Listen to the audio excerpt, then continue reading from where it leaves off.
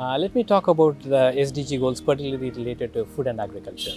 The FAO report tracking progress on food and agriculture related to SDG indicators, which was released in 2021, states that basically that we are not on track even before the COVID-19.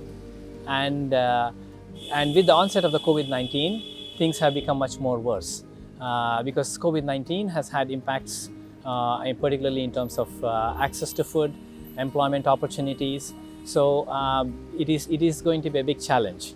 And I think that is the reason why it is very important that countries redouble their efforts, and also all stakeholders across the sectors need to come together to address issues related to food and agriculture.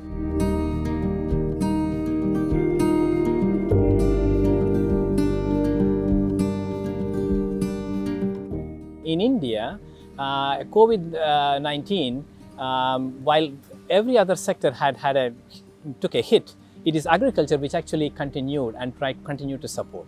And I think this is something that not just the country but other countries in the world need to learn from, like how investing in agriculture and particularly investing in terms of public stocks. These are very critical. So that means that when we have to cope with pandemics, we have the buffer stocks that are available for a country to be able to provide support to the communities. And this is one of the things that we need to really do. Apart from that, I think we need to be also focusing on how do we, as we go forward in terms of how do we can increase employment opportunities. That means that we need to work with rural communities, engage with them, identify how we can work across the value chain as we are trying to expand employment opportunities. So it is not just about production, but also looking at how we can go beyond production and to the entire value chain process so that communities are engaged adequately and there are employment opportunities for everyone.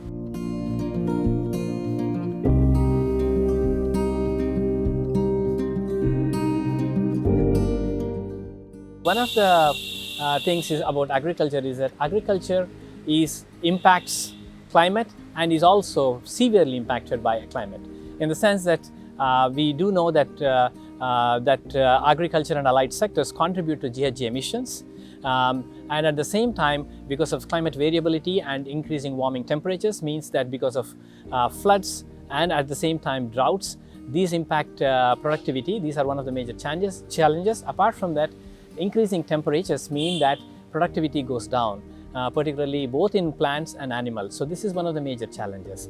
But also the solution lies in agriculture, in the sense that how we need to transform agriculture.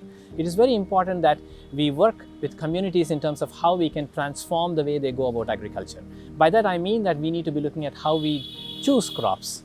Our policies have been focused on addressing issues related to food security. We have achieved food security. It is time for us to look at how we can address issues related to nutrition security. And I think in some ways, nutrition security, the challenge of nutrition security provides us an opportunity, in the sense that we now need to think about how we make our crop choices. So we could encourage farmers to kind of grow crops which are more climate resilient, less water demanding, and so that's the reason why we could be encouraging farmers to moving towards production of millets, and the government is moving in the right direction in that one.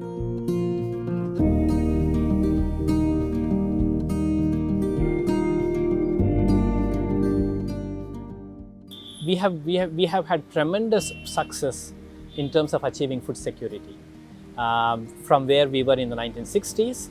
Despite the increasing population, we've been able to continuously increase our production levels and continuously over the last 5 to 6 decades and address issues related to food security. It is time for us to now try to address the issues of nutrition security.